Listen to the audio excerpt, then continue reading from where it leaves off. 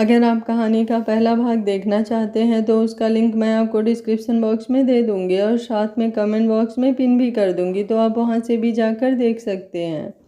अमन ने कुकीज़ अपने बैग में रख ली। माँ ने उसे रखते हुए देख लिया था। वो मन ही मन मुस्कुरा रही थी। उसे सच में मंजू बहुत पसंद थी, पर उन्हें इनका रिलेशन समझ नहीं आता था। उन्हें क्या पता, समझ तो खुद अमन को भी नहीं आता था। कभी तो मंजू बहुत बड़ों जैसी बातें करती थी और कभी बिल्कुल बच्ची बन जाती थी, पर जैसी भी थी उसे पसंद थी। मंजू का घर। माँ तकरीबन ठीक हो गई थी। मंजू जब वापस आई तो माँ रसोई में कुछ पका रही थी। मंजू भागकर वहाँ गई। माँ, क्या कर रही हो आप? तुम्हारे लिए उपमा बना रही हूँ। बचपन से तुम अपने पापा से अक्सर उपमा की मांग करती थी। मैं कई बार सोचती थी कि मैं बना दूँ, पर सुमन को देखकर मन बदल जाता। आज सोचा बना दूँ। लाओ माँ, मैं देखती हूँ। आप आराम से बैठिए, मुझे खाना बनाने के सिवा और काम तो है नहीं। साफ सफाई, बर्तन और कपड़े आंटी कर देती हैं। अब ये भी काम आप ही करोगे तो मैं क्या करूँगी? उसकी आंखें भर आई। मन तो उसका पहले ही अमन के कारण दुखी था। माँ बोली, देखा, मैंने तुम्हें फिर रुला दिया ना बेटा। तू तो सबको संभालने वाली हो, तुम ही रो दोगी तो मेरा क्या होगा? नहीं माँ, मैं तो पापा को याद करके रो पड़ी। पता है माँ, मैंने उन्हें कभी नहीं बताया कि उपमा मेरा फेवरेट नहीं था। फिर भी मैं वही बनवाती थी। पता है क्यों?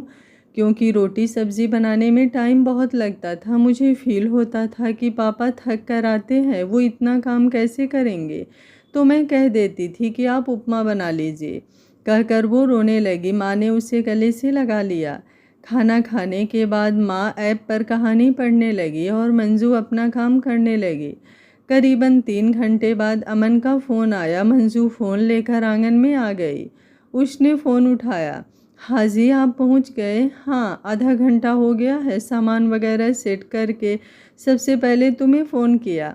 अच्छा ठीक है, अपना ध्यान से काम करना, पढ़ाई के साथ खाने पीने का भी ध्यान रखना, हमेशा मुझे ही याद ना करते रहना।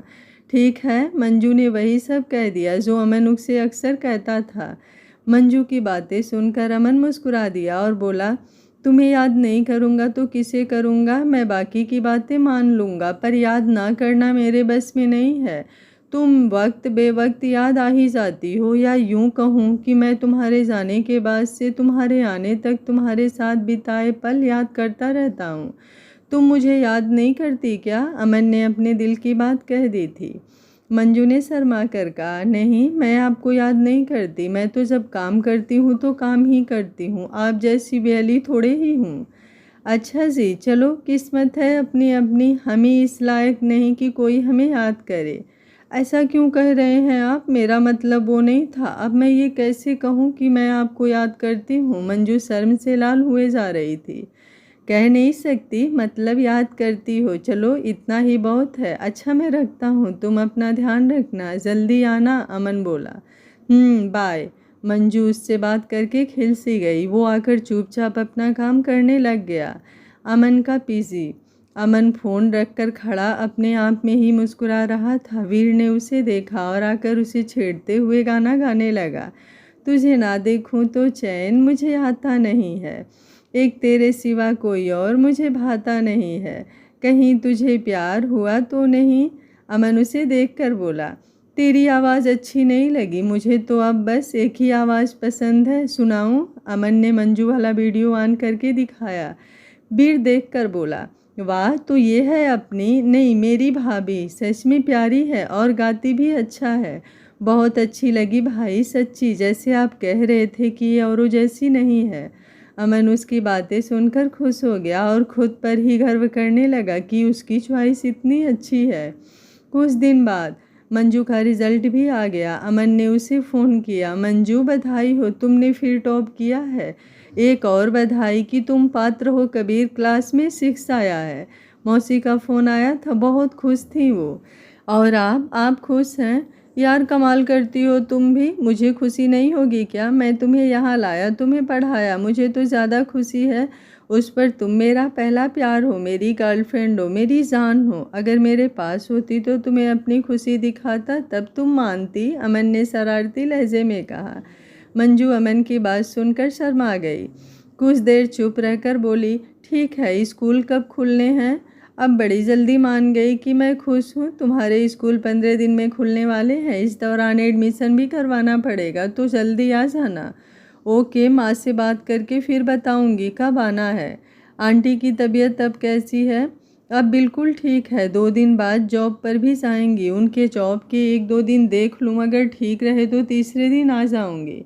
तब तो मुझे तुम्हारी मम्मी के जल्दी ठीक होने की दुआ करनी पड़ेगी, तभी तुम आओगी। 10 दिन हो गए तुम्हें देखे हुए। अमन अब खुलकर अपने दिल की बात बताना चाहता था। आप ठीक तो हैं? ये कैसी बातें कर रहे हैं आप? अब पहले तो ऐसे नहीं थे, मंजू ने शर्मा कर कहा। मैं हमेशा से ऐसा ही था, बस तुम छोटी थी इसलिए ऐसी बातें नहीं करता था। अब तुम बड़ी हो गई हो, क्या मैं बात भी नहीं कर सकता? अच्छा, तुमने मुझे बंगलौर क्यों नहीं जाने दिया था? तुम्हें खुशी मिल जाती मुझसे दूर रहकर। आपसे किसने कहा कि मैं आपसे दूर रहकर खुश हूँ? मंजू एकदम बोली। अच्छा, दुखी होगी, लेकिन लगता तो नहीं कि दुखी हो। अगर आप मेरे पास होते तो आपको दिखाती कि मैं कितना दुखी हूँ। अब दूर से क्या बताऊँ? मंजू ने हंसते हुए अमन की ही बात दोहरा दी। अब शरारत भी करना आ गया है मेरी मंजू को। अच्छा चलो ठीक है, जल्दी आना, जिस दिन आना हुआ तो मुझे बता देना। बाय कहकर उसने फ़ोन रख दिया। मंजू उसकी बातें याद करके हंस रही थी। वो अंदर माँ के पास आई और बताया कि वो फर्स्ट आई है, अब वो 12th में हो गई है। बेटा जुग जुग जियो, भगवान तेरी हर मुराद पूरी करे। स्कूल कब जाना है बेटा? माँ, 15 दिन तक स्कूल खुलेंगे, पर जाकर कमरा भी साफ करना है और एडमिशन भी करवाना है, इसलिए जल्दी जाना पड़ेगा। पहले आप जॉब पर जाने लग जाओ, फिर चली जाऊंगी। और हाँ, नीता से भी पूछ लूँ, नीता का भी रिजल्ट आ गया? नहीं माँ, अभी नीता का नहीं आया है, उसका साइंस ग्रुप था तो उसका बाद में आ जाएगा। कुछ दिन बाद मंजू की माँ ऑफिस से आ गई थी। मंजू ने पानी देते हुए पूछा, ठीक रही माँ? कोई दिक्कत तो नहीं हुई? दिन में 10 फ़ोन तो कर लेती हो तुम, फिर मेरे सहकर्मियों को भी फ़ोन करती हो कि मेरा ध्यान रखने को। फिर तुम्हारे दिए हुए मुझे दूध, बादाम, फ्रूट, चाय और खाना डेली, ये सब खाकर कोई दिक्कत हो सकती है क्या? एकदम अच्छी हो गई हूँ मैं। तुम कल ही स्कूल चली जाओ। मैं भी सोच रही थी, पर अभी नीता ने जाना नहीं है तो मुझे बस में जाना पड़ेगा। कल पहले सर को ट्रांसलेट की हुई बुक दे आऊँ, फिर चली जाऊँगी। फिर उसने माँ को चाय दी और अपनी पैकिंग करने लगी। फिर उसे अमन की याद आई। उसने फ़ोन उठाया और अमन को फ़ोन किया। हेलो, क्या कर रहे हो? कहीं पढ़ तो नहीं रहे थे? मैंने डिस्टर्ब तो नहीं किया? ऐसा डिस्टर्ब तो तुम रोज़ करो, हक बनता है तुम्हारा। बोलो क्या बात है? मैं कल आ रही हूँ, मंजू ने धीरे से कहा। सच्ची? दिल खुश कर दिया। कितने बजे आओगी? मैं आ जाऊँगा लेने तुम्हें। अमन उसके आने की बात सुनकर बोला, आप क्यों मेरे लिए टाइम ख़राब करते हैं? नीता नहीं आ रही है, मैं बस से ही आ जाऊँगी। स्कूल के पास उतर जाऊँगी, बाकी रास्ता चलकर काट लूँगी। अच्छा, मुझसे मिलना नहीं चाहती हो? मेरे साथ चलने से ज़्यादा तुम्हें अकेले चलना पसंद है। ठीक है, अपनी मर्ज़ी ही करनी है तो मुझे फ़ोन ही क्यों किया? कौन कहता है कि आपसे मैं मिलना नहीं चाहती? मैं आपसे मिलना तो चाहती हूँ, पर डरती हूँ कहीं आपकी पढ़ाई ना ख़राब हो। तुम सिर्फ अपनी सोचो, मेरे बारे में सोचने की ज़रूरत नहीं है। आप तो नाराज़ हो गए। मैंने सच में आपकी पढ़ाई के बारे में ही सोचा था। सॉरी, प्लीज़ माफ़ कर दो। अच्छा बाबा, आ जाना लेने, मैं नज़दीक पहुंचकर फ़ोन कर दूंगी। सर के पास जा आना, सामान ध्यान से पैक करना, बस में बैठते ही मुझे फ़ोन कर देना, मैं आ जाऊंगा। सुबह उठते ही मंजू ने नाश्ता बनाया, माँ के और अपने साथ ले जाने वाले खाने का सामान बनाया। माँ उठी तो बोली, मेरे लिए ज़्यादा ना बनाना, मैं तेरे जाने के बाद जाऊंगी। माँ, अब चली जाइए, मेरे कारण लेट मत होइए, मैं कुछ ही देर में सर के पास चली जाऊंगी, फिर स्कूल के लिए निकल जाऊंगी। यहाँ भी आप अकेली ही रहेंगी, इसलिए आप जाइए, मैं पहुंचकर फ़ोन कर दूंगी। देखिए, मेरे पीछे से खाने पीने में लापरवाही नहीं करना, मैंने आंटी से कह दिया है, वो खाना भी बना दिया करेंगी। आप बस समय पर खा लिया करना। अपने कपड़े रोज़ के रोज़ धोने को रख देना, आंटी अपने आप धो देंगी, ज़्यादा काम नहीं करना। मंजू ऐसे समझा रही थी मानो किसी बच्चे को समझा रही हो। माँ उसे गले लगाकर रो पड़ी। उसे अफसोस हो रहा था कि उसने इसे बचपन से प्यार क्यों नहीं दिया। मंजू ने उन्हें चुप कराया और तैयार होने को कहा।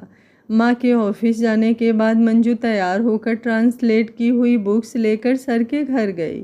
सर बुक्स देखकर हैरान रह गए। तुमने इतनी जल्दी 2 बुक्स कर दी, ये कैसे किया? गुड गुड, एक्सीलेंट, कमाल हो तुम तो सच में कमाल हो। वाह, क्या हीरा ढूंढा है अमन ने। अब और दूँ या आप पढ़ाई करनी है? सर, अगर कोई ज़्यादा ज़रूरी नहीं है, मेरा मतलब है कि जिसकी आपको जल्दी नहीं है वो दे दो, मैं आराम से कर दूंगी, फिर आते जाते आप तक पहुंचा दूंगी। ओके, ये लो इस बार के पैसे, पूरे 45,000 हैं, ठीक है, और ये लो अगली बुक, जब मन करे दे देना। सर बोले। उनकी वाइफ चाय बनाने लगी पर मंजू ने मना कर दिया। उसे स्कूल भी जाना था, सो वो जल्दी से घर वापस आ गई। उसने 10,000 अपने रूम में छुपा दिए, 10,000 माँ के तकिए के नीचे रख दिए, बाकी अपने बैग में रख लिए। उसने माँ को फ़ोन किया, माँ मैं जा रही हूँ, बस में बैठ गई हूँ, कुछ देर में बस चल पड़ेगी, पहुँचकर फ़ोन कर दूँगी, ओके बाय। फ़ोन बंद करते ही उसने अमन का नंबर मिलाया। हेलो अमन जी, हाँ जी, मैं बस में बैठ गई हूँ, बस चलने वाली है, मैं 1.5 घंटे में वहाँ पहुँच जाऊँगी। अमन बोला, ठीक है, तुम्हारे साथ कौन बैठा है? अगर कोई जेंट्स है तो बीच में बैग अड़ा लेना, किसी का पता नहीं कौन कैसा है, और फ़ोन बैग में रख लो, एक्टिव होकर बैठना। ठीक है बाबा, इतने परेशान ना हो, मेरे साथ एक आंटी बैठी हैं, फ़ोन मैं बैग में रख लेती हूँ, आप मेरी चिंता मत कीजिए, अब मैं बड़ी हो गई हूँ, मंजू बोले। अच्छा जी, तुम आओ तो सही, फिर पता चलेगा कि बड़ी हुई हो या भी छोटी ही हो। अच्छा, अब ज़्यादा बातें मत करो और फ़ोन बैग में रख लो, अमन बोला। Bus stop. बस आ गई थी। मंजू बस से उतरकर इधर उधर अमन को ढूंढने लगी। अमन ने उसे ढूंढ लिया था। वो उसके पास गया और उसके कंधे पर हाथ रखा। पहले वो थोड़ा डर गई, पर फिर वो उसे पहचान लिया। वो बोली, अमन जी। अमन ने उससे सामान पकड़ा और कार में रख दिया। उसने मंजू को आगे बिठाया, फिर कार चलाने लग गया। वो उसे अपने पीजी वाले घर में ले गया। आप ये कहाँ ले आए हैं अमन जी? मंजू बोली। वीर तुमसे मिलने को कह रहा था, आज टाइम है तो सोचा मिला दूं और तुम्हें अपना घर भी दिखा दूं। क्यों, जाना नहीं है क्या? अमन बोला। नहीं, मैंने मना थोड़े ही किया है, मैंने बस पूछा है, मंजू बोली। असल में मंजू मन ही मन डर रही थी अमन के साथ अकेले जाने में। अगर इसने कुछ किया तो, ये सोचते हुए डर के मारे उसकी धड़कन बढ़ गई और सांस तेज चलने लगी। अमन ने घर का दरवाज़ा खोला, उसे अंदर बुलाया और उसके लिए पानी ले आया। पानी देने के लिए जैसे ही उसने मंजू को देखा तो वो बोला, क्या हुआ, रंग क्यों उड़ गया तुम्हारा? तबीयत तो ठीक है? अमन ने उसके माथे पर हाथ रखा और बुखार चेक करने लगा। बुखार तो नहीं है, पानी पी लो। तुम बोल क्यों नहीं रही, क्या हुआ? अमन उसे ऐसे देखकर घबरा गया। उसने उसके सीने पर हाथ रखकर उसकी धड़कन चेक की। ये इतनी तेज क्यों है? हॉस्पिटल चलें अगर कोई दिक्कत है। नहीं अमन जी, मैं बिल्कुल ठीक हूँ। वो तो आपको इतने दिन बाद मिली हूँ ना, इसलिए। उससे आगे बोला ही नहीं गया। अमन ने उसे गले से लगा लिया और उसे बाहों में कसता हुआ बोला, कुछ भी हो मुझे बता दिया करो, मेरी तो जान ही निकल गई थी, कहकर उसने उसे और कस लिया। मंजू को अब चैन आ गया। वो यूं ही डर रही थी। अमन जी ऐसे नहीं हैं, मैं भी पागल हूँ, ये बोलते कुछ भी रहे पर मेरे साथ कुछ गलत कभी नहीं कर सकते। अमन मंजू को गले लगाए बैठा था। मंजू ने उसकी पीठ थपथपाई और कहा, अमन जी आप तो ऐसे कभी भी नहीं थे, आप इतनी सी बात से डर गए। आपकी मंजू बहुत स्ट्रांग है। अच्छा छोड़िए, मैं आपके लिए पानी लाती हूँ। नहीं, कुछ देर ऐसे ही बैठो, मैं इन पलों को संजोकर रखना चाहता हूँ, कहकर उसने मंजू को और कस लिया। मंजू को भी बुरा नहीं लगा। उन्हें मिले हुए कुछ ही दिन हुए थे, ऐसा लग रहा था मानो सदियां बाद मिल रहे हों। अमन का मन कर रहा था कि मंजू उसकी बाहों में यूं ही बैठी रहे और उम्र गुजर जाए।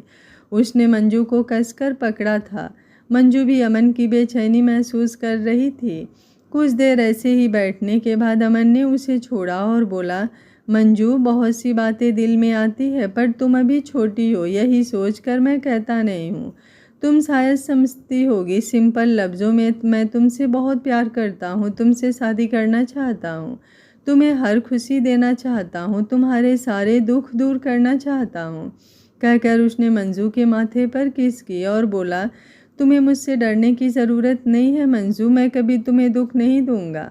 मंजू उसकी बातें सुनकर खुश हुई, पर उसकी आंखें भर आई। वो बोली, अमन जी मैं आपको बचपन से जानती हूँ, मुझे आप पर पूरा भरोसा है, आप मुझे कहीं भी ले जाएं मैं चलूँगी।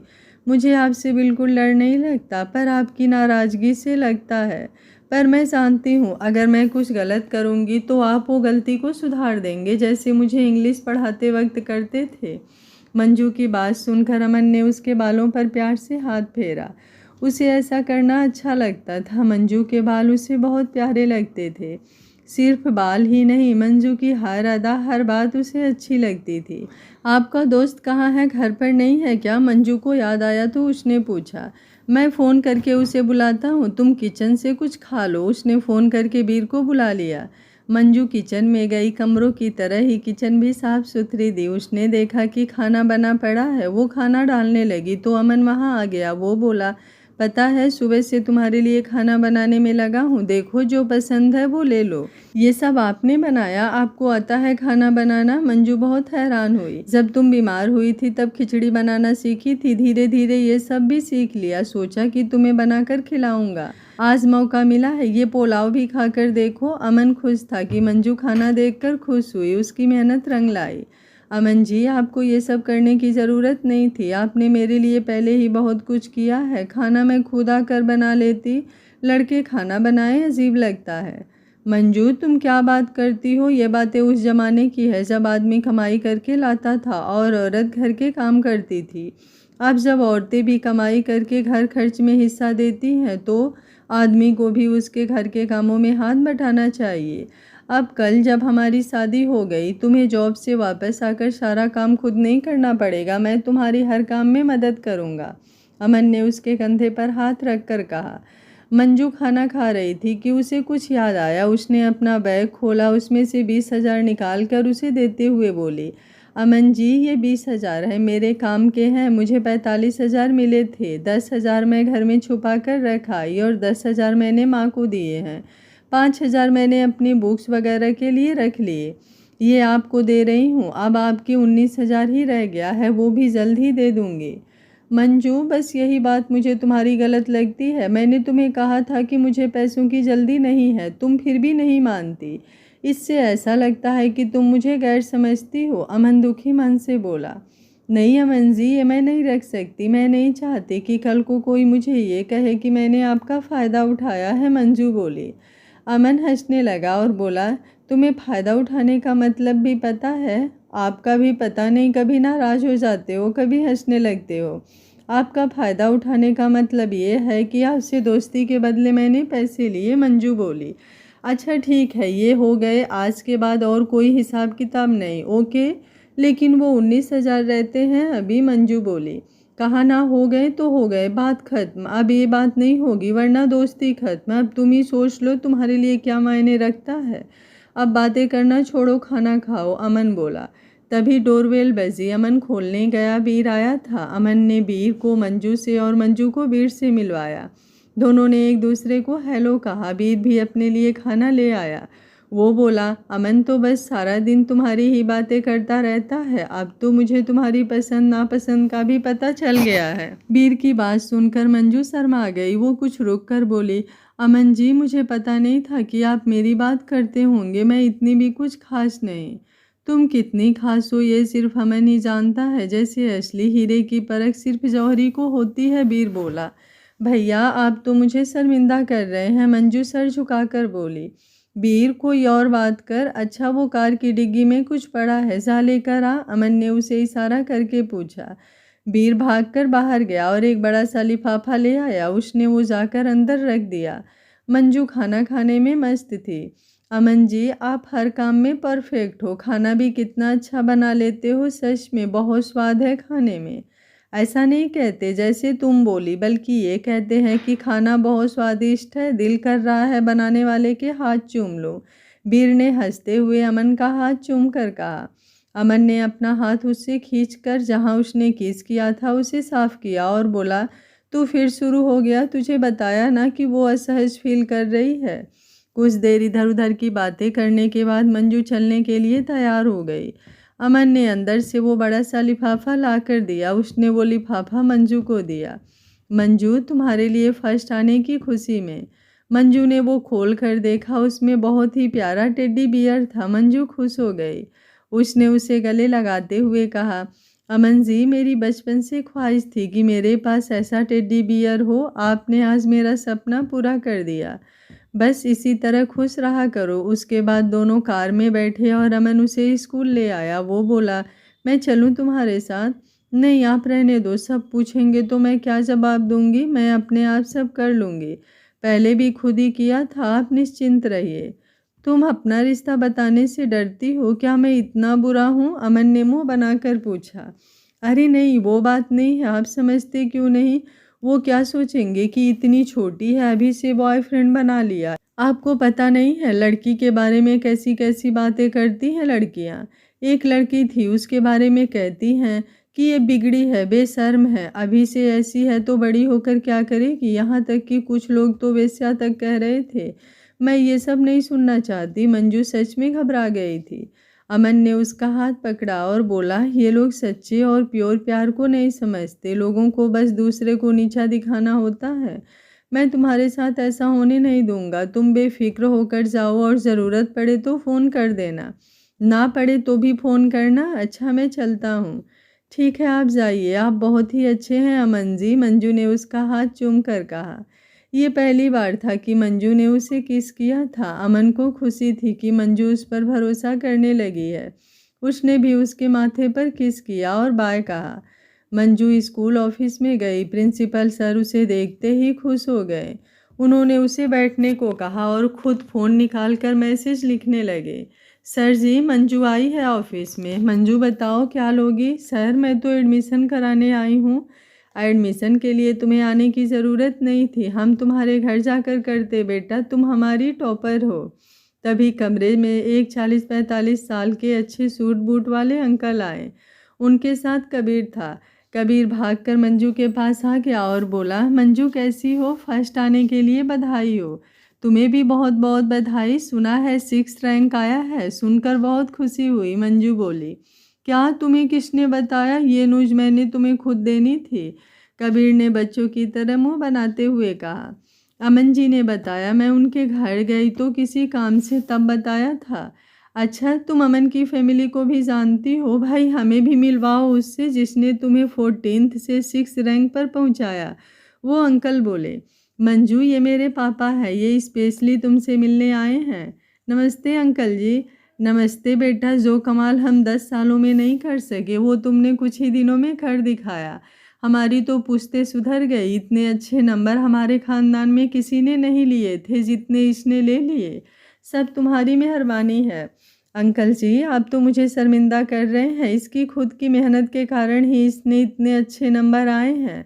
मंजू ने शर्माते हुए कहा। बेटा, तुम्हारी आंटी ने हमें सख्त हिदायत दी है कि हम आपको लेकर आए, नहीं तो वो हमें भी घर से निकाल देंगे। अंकल, मैं कैसे? मंजू सोचने लगी। ये अमन जी के मौसा जी हैं, अब मना भी नहीं कर सकती। सो उनके और प्रिंसिपल सर के बार बार कहने पर वो मान गई। मंजू बोली, ठीक है अंकल जी, पर पहले मुझे अपना सामान हॉस्टल में रखना है। तुम इसकी चिंता मत करो, मैं किसी को भेजता हूँ तुम्हारे साथ, प्रिंसिपल सर बोले। प्रिंसिपल ने कुछ लोगों को सामान ले जाने को कहा। मंजू ने उन लोगों के साथ हॉस्टल की तरफ चल दी। रास्ते में उसने अमन को मैसेज किया, कबीर के पापा आए हैं, वो मुझे अपने घर ले जा रहे हैं खाने पर। मंजू के मैसेज करने के थोड़ी देर बाद ही अमन का मैसेज आया, ओके। मंजू सोचने लगी कि ये क्या बात हुई। पहले तो बहुत चिढ़ते थे। अगर किसी लड़के को बुलाऊं, खासकर इस कबीर से तो दूर रहने को कहा था। अब उसके घर जा रही हूँ तो भी कोई शिकायत नहीं। अरे हाँ, उनका कजिन जो है, मैं यूं ही चिंता कर रही थी कि नाराज ना हो जाएं। मंजू ने कमरे का ताला खोलकर सामान रखवाया। उसने टेडी बियर बेड पर रखा और उनके पास आ गई। वो लोग आधे घंटे में कबीर के घर पहुंच गए। उनका घर बहुत बड़ा था। बहुत पैसे वाले लोग लगते थे। मंजू ने इतने बड़े घर सिर्फ फिल्मों में ही देखे थे। अंदर आते ही बड़ा सा गार्डन, एक साइड में स्विमिंग पूल। घर जितना बाहर से खूबसूरत था उतना ही अंदर से भी खूबसूरत था। वो लोग लिविंग रूम में आए तो वहाँ कबीर की माँ के साथ कोई बैठा था। मंजू हैरान रह गई उसे देखकर। ये यहाँ कैसे? इस हैंडसम चेहरे को वो कैसे भूल सकती थी? वो उठकर खड़ा हो गया और बोला, नमस्ते अंकल जी, कैसी हो मंजू? मुझे पता नहीं था कि तुम यहाँ मिल जाओगी। तुम यहाँ कैसे? उसने अंकल के चरण छूते हुए मंजू को अपनी एक आंख दबाते हुए बोला, जीते रहो बेटा, तुम मंजू को जानते हो? अरे हाँ, तुम दोनों एक ही जगह से हो। मंजू ने कबीर को इस पोजीशन तक पहुंचाया, उसका शुक्रिया अदा करने के लिए यहाँ लाए हैं। अंकल बोले, नमस्ते आंटी जी। हेलो अमन जी, मैंने भी नहीं सोचा था कि आप यहाँ मिल जाएंगे। मंजू ने उसे सवालिया आंखों से देखा। सब बैठ गए। आंटी ने मंजू को अपने साथ बड़े सोफे पर बिठा लिया। कबीर उसके साथ बैठ गया। अमन साथ वाले छोटे सोफे पर बैठा था। उसे कबीर से चिढ़ मच रही थी। कबीर के पापा बोले, मंजू ये तो किसी की सुनता नहीं था, तुमने कैसे इसे पढ़ने लगा दिया? इसने तुम्हारी बात मानी कैसे?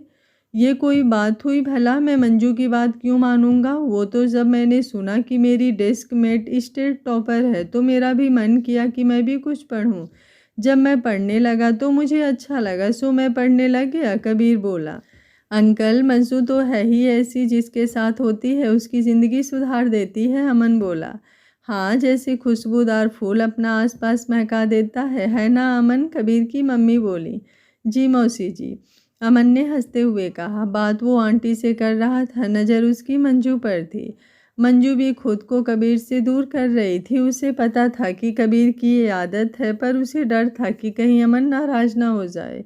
फिर सब खाना खाने बैठे डाइनिंग टेबल पर, तो इस बार अमन मंजू के पास बैठ गया। उसकी दूसरी तरफ कबीर बैठ गया। कबीर मंजू को कभी चावल पूछता, कभी सब्जी, कभी कुछ तो कभी कुछ। अमन को गुस्सा आ रहा था। मंजू को उसकी नाराज़गी महसूस हो रही थी, पर वो चुपचाप खाना खा रही थी। कबीर के हरकतों से परेशान अमल टेबल के नीचे से गुस्से से अपने हाथ भींच रहा था। मंजू ने चुपके से उसका हाथ पकड़ लिया और हल्के से दबाया। अमन का गुस्सा एकदम शांत हो गया। वो खाना खाने लगा। मंजू ने उसका बायां हाथ पकड़ा था, लेकिन मंजू का दायां हाथ था। अब अमन तो उसका हाथ पकड़े आराम से खाना खा रहा था, पर मंजू कैसे खाना खाती? उसने छुड़ाने की कोशिश की, पर अमन छोड़ ही नहीं रहा था। मंजू को बैठे देखकर आंटी बोली, मंजू तुम खा क्यों नहीं रही? अगर कुछ और खाना है तो वो बनवा देती हूँ। मंजू ने एकदम से अपना हाथ उसके हाथ से छुड़वाया और बोली, नहीं आंटी जी, मैं तो आपके आने का वेट कर रही थी, आप भी बैठिए। मंजू ने कहा, ओह हाँ, मैं भी आती हूँ। असल में मैं देख रही थी कि कोई कमी ना हो। खाना खाने के बाद मंजू जाने को कहने लगी, तब कबीर की मम्मी बोली, मंजू बेटा, अभी हॉस्टल में ज़्यादा बच्चे तो आए नहीं हैं, तुम अकेली क्या करोगी? आज रात यहीं रुक जाओ, कमरों की कोई कमी नहीं है। हाँ मंजू, मैं तुम्हें अपनी कार की कलेक्शन दिखाऊंगा और हम साथ में खेलेंगे। अमन भैया आप भी रुक जाओ, कल की छुट्टी तो है। कबीर ने खुश होते हुए कहा, नहीं आंटी जी, मैंने अभी सामान भी सेट करना है, फिर कभी आऊँगी। मंजू ने अपनी लाचारी जताई। मंजू मौसी इतने प्यार से कह रही हैं तो रुक जाओ, कबीर भी इतना खुश है, उसके लिए मैं भी रुक रहा हूँ, तुम भी रुक जाओ। अमन ने उसे फोर्स किया। ठीक है आंटी जी, आप कहती हैं तो रुक जाती हूँ, पर मैं कपड़े तो लाई नहीं, मेरे पहन लेना। कबीर बोला। आंटी ने उसे कमरा दिखाया। उसके सामने कबीर का कमरा था और बगल में अमन का कमरा। कबीर ने उसे अपनी टी शर्ट और पायजामा दिया और अपने रूम में चला गया। तभी उसके कमरे में अमन आया। वो अपना सूट लाया। वो मंजू के पास आकर बोला, मंजू तुम उसे कुछ कहती क्यों नहीं? मेरा तो मन कर रहा था कि उसकी पिटाई कर दूं। आप यूं ही गुस्सा करते हैं, वो तो बच्चा है बेचारा। मंजू बोली, वो बच्चा 19 साल का है, समझी? यूं ही किसी गलतफहमी में मत रहना। अमन की बात सुनकर मंजू बोली, मैं जानती हूँ, पर आप उससे जलते क्यों हो? जलता? किसने कहा कि मैं उससे जलता हूँ? तुम भी ना यूं ही कुछ भी कह देती हो। मैं यूं ही नहीं कह रही, आपके एक्शन देखकर पता लग जाता है। हाँ, लग जाता है तो लग जाए, अगर कोई मेरी गर्लफ्रेंड के पीछे पड़ जाएगा तो मुझे गुस्सा तो आएगा ही। अमन ने सच्चाई बोल दी। तभी दरवाजे पर नॉक हुई। कबीर आया था। वो अमन को अंदर देखकर हैरान रह गया। वो बोला, आप यहाँ क्या कर रहे हो भैया? कहीं आप मंजू को परेशान तो नहीं कर रहे? मंजू तुम ठीक तो हो? भैया ने तुम्हें कुछ कहा तो नहीं? नहीं कबीर नहीं, असल में मैं तुम्हें कुछ बताना चाहती हूँ, पहले यहाँ बैठ जाओ। मंजू ने कबीर को पकड़कर बिठा लिया और अमन की तरफ देखा। कबीर, ये एक सीक्रेट है, हम दोनों फ्रेंड्स हैं ना, एक दूसरे का सीक्रेट छुपाना हमारा फ़र्ज़ है। अगर मैं तुम्हें कुछ बताऊं तो तुम औरों को मत बताना। अमन जी मेरे बॉयफ्रेंड है, मंजू ने बताया। वो नहीं चाहती थी कि अमन जी कबीर से यूं ही जलते रहें। क्या? कबीर एकदम हैरानी से चीखा। ये तो शुक्र था कि अमन उसके पास खड़ा था, उसने उसका मुंह बंद कर दिया। कबीर, तुम्हें इतना हैरान होने की ज़रूरत नहीं है। मैंने तुम्हें इसलिए बताया है कि कल अगर कोई बात हो तो तुम हमें सपोर्ट कर सको। एक तो तुम मेरे फ्रेंड हो, उस पर अमन जी के भाई। अब तो तुमसे खास रिश्ता हो गया है, मंजू बोली। भैया ये सच कह रही है? वाह, मज़ा आ गया तब तो। ये मेरी भाभी हुई भैया, मुझे बहुत खुशी है। मेरे तो आइडल हैं आप। और मंजू, आप तो पहले ही मेरे अपने थे, अब ये भी अपनी हो गई। कहकर उसने पहले अमन को गले लगाया, फिर मंजू को गले लगा लिया। पर अमन ने उसे पकड़कर मंजू से दूर किया, बोला, इसे इस तरह गले सिर्फ मैं लगा सकता हूँ, समझे? कहकर उसने खुद मंजू को गले लगा लिया। ओके, आपको बच्चों के सामने ये सब नहीं करना चाहिए, कबीर बोला। अच्छा जी, जब खुद गले लग रहा था तब? अमन बोला। वो तो दोस्ती वाली झप्पी थी और तुम्हारी बॉयफ्रेंड वाली झप्पी है, फ़र्क होता है ना। अब मैं मम्मी को गले लगाऊं या पापा लगाएं तो अलग बात है ना, कबीर बोला। वाह, तू तो बड़ा सियाना हो गया, अमन ने उसकी गाल खींचते हुए कहा। वो तो मैं बचपन से ही हूँ, लेकिन आप लोग कब से? वेट, जब उस दिन आप मंजू को स्कूल में मिलने गए थे क्या तब से? कबीर को याद आया। हाँ, तुम कह सकते हो, अमन बोला। चलो आज तो मज़ा आ गया, चलो भाभी, वो मंजू को छेड़ते हुए बोला। अभी नहीं कहना, जब तक हम सबको बता नहीं देते तुम किसी को नहीं बताओगे, मंजू बोली। Okay okay. फिर सारे बैठकर गेम्स खेलते रहे। अब अमन आराम से मंजू के साथ बैठा था। उसे खुशी थी कि मंजू ने खुद उसे अपना बॉयफ्रेंड कहा। कबीर को नींद आने लगी थी, वो अपने कमरे में सोने चला गया। वो दोनों बैठे घंटों बातें करते रहे। बातें करते करते मंजू वहीं सो गई। अमन ने उसे आराम से लिटाया और उस पर चादर डाल दी और अपने कमरे में आकर सो गया। अगली सुबह मंजू जल्दी उठकर तैयार हो गई। जब वो नीचे डाइनिंग रूम में आई तो अंकल आंटी के साथ अमन बैठा था। वो भी जाकर बैठ गई। आंटी ने भी उसे ब्रेकफास्ट दिया। मंजू बोली, अंकल आंटी जी, अब मैं चलती हूँ। ठीक है बेटा, अब हम नहीं रोकेंगे, तुम्हें ड्राइवर छोड़ आएगा, कबीर के पापा बोले। अंकल, मैं इसे छोड़ दूंगा, मैंने उसी तरफ से जाना है, अमन बोला। ओके बेटा। 2 महीने बाद स्कूल। मंजू अपने पढ़ाई में मस्त थी, कबीर भी अपना काम कर रहा था। माही उनके साथ वाले बेंच पर बैठी थी। वो स्कूल में मंजू की बेस्ट फ्रेंड थी। उसकी और कबीर की आपस में बिल्कुल नहीं बनती थी। उन दोनों की अक्सर लड़ाई होती रहती थी। मंजू पढ़ रही थी, माही बार बार उससे कुछ पूछे जा रही थी। मंजू को कोई ऐतराज़ नहीं था, वो आराम से बता रही थी। कबीर को उसके बार बार पूछने पर गुस्सा आ गया। वो बोला, मंजू तू इस साइड आ जा, इसे तो कुछ आता जाता नहीं है, ये तुझे भी पढ़ने नहीं देगी। माही को भी गुस्सा आ गया। ये मेरी फ्रेंड है, मैं इससे जैसे चाहे पूछूं, जब चाहे पूछूं, तू कौन होता है बीच में आने वाला? तू बाद में आई है, मैं तुझसे बहुत पहले से इसका फ्रेंड हूँ, समझी? मैं बीच में नहीं आता, बीच में तू आती है। तुझे पता भी है कि मंजू कितनी डिस्टर्ब होती है, कमीनी कहीं की, कबीर बोला। तुझसे ज़्यादा चिंता है मुझे मंजू की, फालतू बकवास ना कर। तू होगा कमीना कहीं का, उल्लू बंदर। मुझे उल्लू कहा, बंदर कहा, अब बताता हूँ तुझे बंदर क्या होता है। वो उठकर माही की तरफ गया। दोनों हमें हाथापाई होने लगी। मंजू ने बीच में पड़कर बड़ी मुश्किल से उन्हें हटाया। मंजू बोली, हद हो गई तुम दोनों की भी, अब बच्चे थोड़े ही हो, देखो क्या हाल किया है एक दूसरे का, तुम लोग समझोगे कब? तुम तो मेरी भी बेइज्जती करवाते हो कि मेरे फ्रेंड्स ऐसे हैं। मंजू रुआंसी सी हो गई। सॉरी मंजू, मैंने तो तुम्हारे लिए कहा था। ये पागल ही लड़ने लगी, कबीर बोला। सॉरी मंजू, मेरी सिर्फ तू ही एक फ्रेंड है, मैंने कुछ पूछना है तो तुझसे ही पूछूंगी, ये बीच में आ जाता है, देख लो अब फिर पागल कह रहा है, माही बोली। मंजू ने कुछ सोचकर ये हल निकाला, ऐसा करो, अब अगर कुछ पूछना हो तो माही तुम कबीर से पूछना और कबीर तुम माही से पूछना। अगर तुम दोनों को नहीं आया तो मुझे पूछना। कबीर, तुम इस साइड आकर बैठो।